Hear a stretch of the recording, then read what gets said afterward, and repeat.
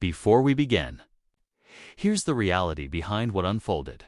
Every mailer, every map, every judicial decision you're about to see is part of a coordinated, pattern-shaping elections long before voters even step into the booth. This isn't speculation, it's documented evidence revealing how local tactics, state strategies, and judicial interventions work together. Watch closely, because understanding these connections could change the way you see democracy itself. She began not with Texas, but with Tennessee, and it caught everyone off guard. Crockett put up the first slide. An innocuous-looking voter mailer. Clean fonts, patriotic colors, official-sounding language. But then she revealed the truth. These mailers weren't sent by any civic group. They came from a PAC one that funneled dark money into districts specifically targeted for confusion. Wrong polling addresses, incorrect early vote dates, ID requirements that didn't exist. And every mailer was sent into neighborhoods with heavy Black and Latino voter populations. Republicans on the panel squirmed but said nothing. Crockett didn't pause. She didn't let the shock settle. She displayed a map of Nashville split, carved, and fractured in ways that even seasoned gerrymandering experts said pushed legal boundaries. Districts drawn like tangled threads, each one strategically ensuring minority communities were broken apart, just enough to dilute their voting strength. Then she shifted, almost too smoothly, to Texas. She didn't need to hype anything. The evidence did the work for her. She pulled up a timeline showing when the Texas legislature passed its latest redistricting plan. Look at the shapes, she said, zooming into Harris County. Districts snaked across highways, cut through neighborhoods, and folded around communities like a political maze. Her voice stayed even as she traced the lines. This is not representation. This is engineering. The real blow came when she presented internal communication meals and planning notes showing how. Strategists discussed reducing turnout, risk and maximizing Republican hold across vulnerable regions. Her fingers moved across the screen with practiced precision, highlighting a line that left the room in a stunned silence. Target loyal precincts. Everyone knew what that meant. But Crockett wasn't finished. She walked them toward something deeper, something more coordinated. "You think Tennessee is separate from Texas?" she asked. "Let me show you how the same pattern appears in two different states run by two completely different groups of people. But using the same tools, the same language, and the same goals." The room leaned in. She held up another Documenta livestream from Texas that barely anyone had seen. A county-level meeting where officials openly discussed how reducing polling locations in Black neighborhoods would manage turnout lines. The audio played through the chamber speakers, and the words from the video echoed with damning clarity. Crockett didn't add commentary. She didn't need to. The officials in the video made her case for her. Then she lifted the paper that shifted the entire tone of the hearing. A one-page order, signed by Justice Samuel Alito. It was the late-night administrative order freezing a lower court, ruling that found Texas map discriminatory. No explanation, no opinion, just a decision that allowed the disputed map to stand for the next election. Crockett didn't accuse Alito of political intent. She didn't need to. She simply placed the order beside the Texas timeline, connecting the dots with quiet, devastating clarity. "Here," she said, tapping one finger on the map. "County officials manipulate precincts. Here," she tapped the mailers. "Voters receive false information about when and where to vote." And here, she tapped the Supreme Court order. A justice looks away just long enough for all of this to stay in place. The room felt colder now. Crockett leaned in slightly, her voice steady. "This isn't improvisation. This isn't coincidence. This is coordination. From local tactics to state manipulation to judicial intervention. whispers broke out behind her. Staffers took frantic notes. Viewers watching at home clipped the moment instantly. And Crockett kept going, her momentum unbroken. She explained that voter suppression today wasn't about physical barriers, was about confusion, complexity, invisibility. You don't silence voters by force anymore, she said. You silence them by design. She widened the lens again, showing how Tennessee's mailers resembled those used in Texas during previous cycles, same template. Same fonts, same misleading structure. Even the disclaimers shared identical wording. Different states, she said. Same playbook. And then she asked the question that cracked the hearing wide open. If this is all accidental, then why do all the accidents benefit the same side? The silence that followed wasn't political. It was recognition. Crockett had exposed something bigger than a single map or a single state. She had revealed a pattern strategic, repeatable, and quietly executed behind legal procedure and public confusion. And she was just getting started, the moment the hearing resumed after that brief procedural pause. The atmosphere shifted. Jasmine Crockett leaned forward slightly, not for drama, but with the unmistakable posture of someone who knows the next piece of evidence isn't speculation, it's documentation. The room quieted, cameras refocused, and the witnesses straightened as if some invisible pressure settled over everyone at the table. She opened a thin folder, not thick with papers, but holding only a few selective documents. That, ironically, made it more threatening. When someone brings only the receipts that matter, you know the questioning won't be random at all, be surgical. She started not with Texas, but Tennessee. A move that confused a few members at first until she began to unfold the pattern. Crockett described a voter targeting operation, conducted through mailers that appeared official but weren't. They were designed to mislead first-time voters about polling. Locations and deadlines subtle enough to avoid immediate legal action, but coordinated enough to shift turnout margins in tight districts. She read out details matching fonts that mimicked state notices.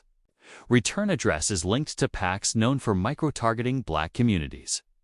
And timing that aligned suspiciously with legislative pushes restricting early voting.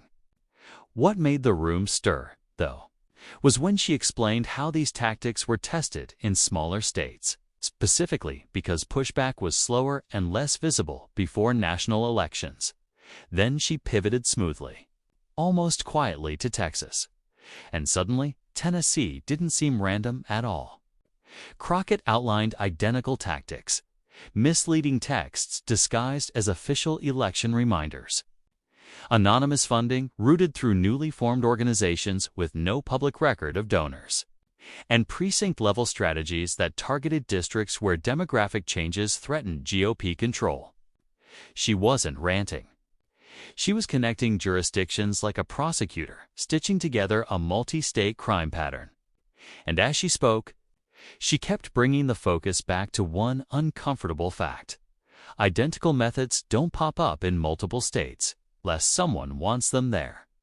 Next came the part that changed the entire temperature in the room. Crockett referenced an internal livestream one that had drawn almost no national attention because it wasn't meant to.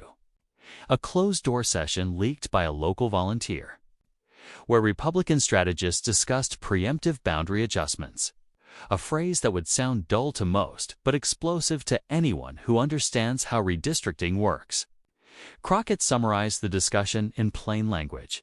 They were planning to redraw districts mid-cycle, not because of census requirements, but because of shifting voting coalitions they feared would erode reliable outcomes.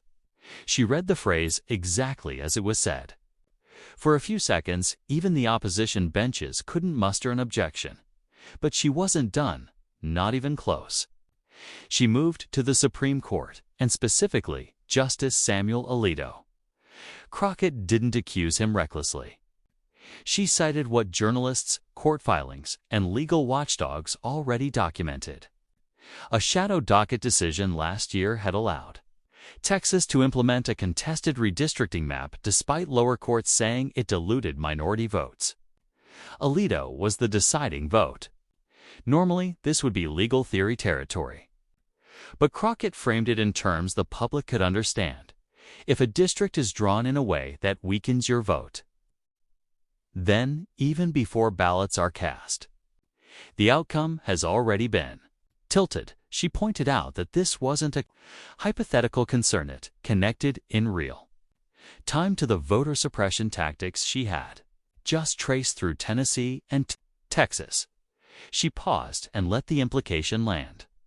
When grassroots manipulation is reinforced by judicial decisions that go unchecked, the two together create the perfect machinery for influencing elections before citizens ever enter a polling booth. Her voice didn't rise, but something about the calmness made the accusations cut deeper. She read an excerpt from a Texas civil rights lawsuit about the new map, designed with surgical precision to preemptively neutralize demographic shifts. Not a phrase created by activist those were the words of the plaintiffs, documented in federal filings. She then added how watchdog groups had repeatedly flagged Alito's involvement in cases tied to districts where GOP lawmakers publicly admitted behind closed doors again, from leaked audio, that the maps were a last firewall. Members of the committee exchanged glances, some irritated, some uncomfortable, some realizing this was going to become a national headline. And as Crockett laid out how the map allowed candidates with shrinking support to maintain the same districts, one of the Republican members interrupted, trying to regain control of the narrative by accusing her of mischaracterization. But Crockett didn't argue. She simply read the quote again, slowly, word for word, allowing the record itself to speak. The interruption died on its own. Then she connected everything: the fake mailers, the misleading texts, the live stream strategy session, the redistricting decision, and the national pattern that emerged when each data point was placed next to the other. These aren't isolated incidents, she said. They form a structure, one designed to tilt elections before the public even participates. And for the first time during the hearing, even the spectators behind her leaned forward, sensing that something bigger was unfolding than just another political dispute. It became impossible to dismiss as coincidence once you heard it laid out with dates, sourcing, and cross-state parallels. By the time she paused, the room wasn't loud, it was silent. Because clarity, when it's undeniable, doesn't provoke shouting. It provokes stillness. Jasmine Crockett's examination unfolded with relentless precision, each piece of evidence flowing seamlessly into the next, leaving no room for dispute. She shifted focus from the maps and mailers themselves to the intricate web of coordination that linked them across states. Tennessee's misleading voter mailers, Texas engineered districts, and internal strategy discussions formed a pattern so consistent it could not be accidental. As she spoke, the room's energy shifted not in reaction to theatrics, but to the clarity and depth of her documentation. Each timeline, each email, each public statement connected. Like nodes in a carefully constructed network of influence, she displayed the internal live stream from Texas that Republican strategists assumed no one would notice. In the video, county officials casually discussed reducing polling locations in neighborhoods known for high minority turnout. Staff assignments were deliberately minimized. Early voting procedures were subtly complicated, and Dropbox access was restricted dull while presenting the appearance of administrative efficiency. Crockett let the recordings play, allowing the officials' own words to highlight the intent and precision behind the actions. She emphasized that these tactics were not isolated incidents, but part of a systematic approach replicated across multiple elections. The focus then turned to judicial interventions. Crockett laid out the Supreme Court's involvement, specifically referencing Justice Samuel Alito's freeze of the lower court ruling against Texas' contested redistricting map. The decision, she noted, required no opinion, no public explanation. The map remained in place, affecting voter distribution and consolidating political advantage in key districts. By situating this judicial decision alongside the local strategies, Crockett illustrated the multi-layered nature of electoral influence. Administrative manipulation reinforced by high-level legal oversight. Each document, each timestamp, and each source was cross-referenced to demonstrate the precision and intentionality of these actions. She highlighted the human impact with data-driven clarity. Charts overlaid demographic information on polling locations, showing how small adjustments in site placement or staff allocation could disproportionately suppress participation in minority-majority precincts. Crockett presented internal communications that explicitly discussed targeting districts with high African American and Latino populations. Terms like channel voters through procedural friction and manage expected confusion were displayed verbatim. The implication was unavoidable. These weren't administrative errors. They were deliberate, replicable strategies designed to influence outcomes before ballots were cast. Crockett drew parallels across states, showing how similar techniques were employed in Tennessee and Texas, emphasizing replication as evidence of coordination. The mailers, maps, internal planning documents, and strategy discussions weren't anomalies. They formed a clear blueprint. She systematically walked the room through the implications, emphasizing that the cumulative effect of these tactics extended far beyond individual precincts. The broader electoral consequences were clear when multiple layers of manipulation are applied simultaneously. Election outcomes could be influenced in a way that subtly altered representation without any overt violation of law. She tied the narrative together, using both quantitative and qualitative evidence, voter turnout models, demographic overlays, and historical election data were juxtaposed with internal strategy documents and recorded communications, demonstrating how procedural changes, seemingly minor on their own, aggregated into a significant political impact. Crockett's calm, methodical approach ensured that every piece of evidence was absorbed, with the logical conclusion arising naturally from the documentation rather than from any explicit statement. Her explanation extended to the timing of judicial actions and procedural interventions. By overlaying court orders, administrative freezes, and election timelines, Crockett illustrated how these components operated in tandem. The meticulous sequencing demonstrated that the outcomes were not coincidental. She emphasized that when local suppression tactics, state-level redistricting, and judicial inaction converged, they created a system capable of shaping election results before public participation could fully take effect by connecting all the element state tactics, federal judicial decisions, and voter impact. Crockett constructed an undeniable pattern. Her presentation was not a partisan attack. It was a documentary of strategy, timing, and consequence. The evidence spoke for itself, and every thread she laid out reinforced the systematic nature of the efforts. Observers, both within the room and across media platforms, noted that this level of documentation transformed what might have been perceived as scattered incidents into a cohesive story of strategic influence. Crockett also underscored the ethical dimension of these actions. While much of what she presented operated within legal boundaries, the strategic intent and real-world consequences demonstrated a consistent effort to influence elections in ways that undermined fair representation. She emphasized that these actions, when taken together, went beyond routine political maneuvering. They formed a structural pattern, capable of shaping outcomes and affecting voter confidence.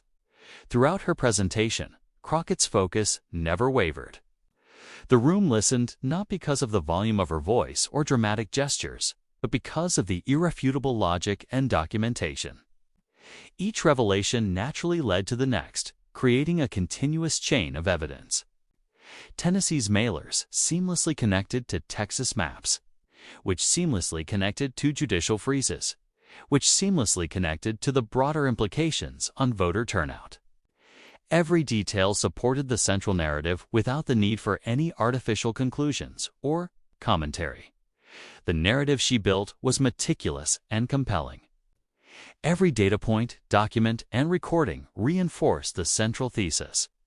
Coordinated, multi-level strategies across states, combined with strategic judicial timing, created measurable and significant influence over electoral outcomes.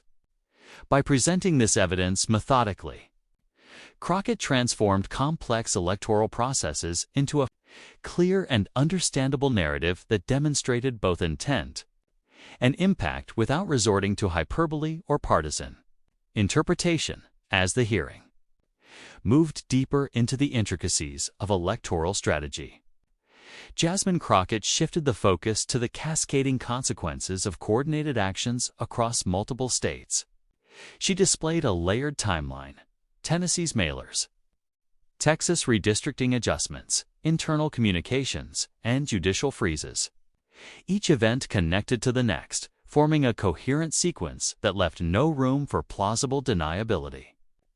The visual correlation between the documents, maps, and public statements made the systemic nature of the manipulation unmistakable. Crockett emphasized the human impact of these policies, even minor administrative tweaks reducing polling locations by a block or two, slightly adjusting early voting hours, selectively staffing precincts accumulated into measurable suppression.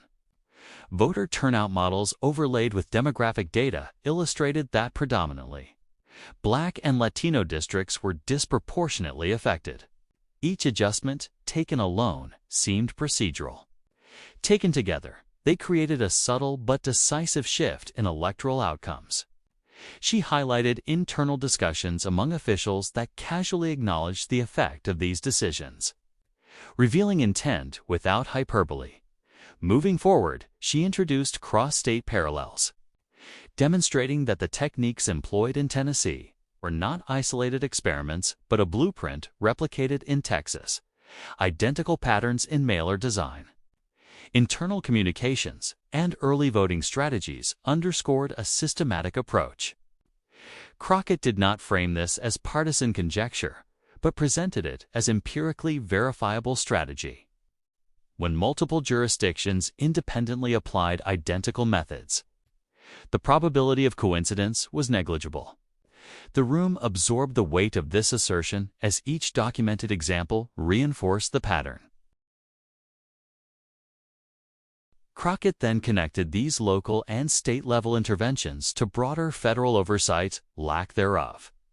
She outlined how judicial freezes and administrative decisions at the Supreme Court level permitted disputed maps to remain in effect, effectively cementing the local strategy's impact. Each step in the process, she demonstrated, was aligned with the overarching objective of influencing voter participation and, consequently, election outcomes. By juxtaposing administrative planning, judicial intervention, and voter impact, Crockett presented a holistic view of a coordinated system that functioned seamlessly across multiple layers of governance. The session also focused on transparency or the absence of it. Crockett showed that most of these decisions occurred with minimal public scrutiny. Media coverage often overlooked procedural adjustments that disproportionately affected vulnerable communities. Reports, filings, and recordings were fragmented, allowing observers to dismiss individual events as coincidental or inconsequential. However, when assembled systematically, the evidence revealed a consistent, repeatable strategy aimed at shaping outcomes. Before voters could fully engage, Crockett's next set of documents illustrated the financial and organizational underpinnings of these efforts. She revealed how PACs and other affiliated groups funneled resources into targeted precincts, often disguising the source of funding. The combination of financial influence, administrative control, and legal reinforcement created a multi-dimensional effect. Messaging, access, and representation were all subtly manipulated to produce measurable advantages. Each graph, chart, and quote was meticulously referenced, leaving little room for dispute and highlighting the sophistication of the strategy. She highlighted examples where miscommunication or confusion could easily suppress participation.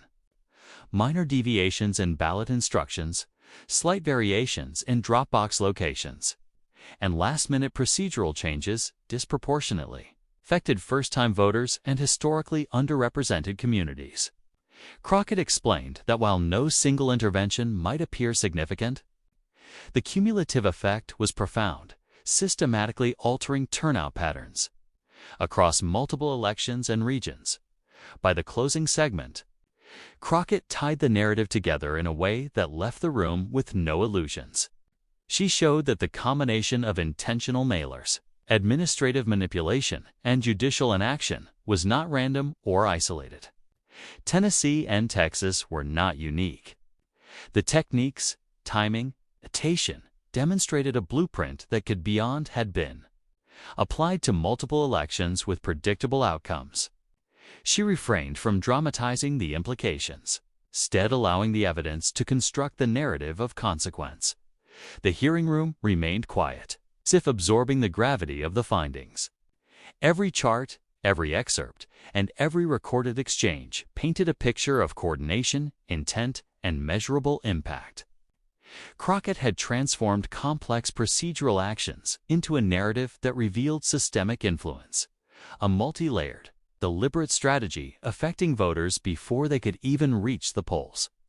The story she wove was compelling because it relied solely on verifiable documentation, leaving the logical conclusions to emerge naturally from the evidence. Even beyond the immediate hearing, the implications were clear. Observers and media analysts could trace how administrative, legislative, and judicial actions converged to produce predictable shifts in electoral outcomes.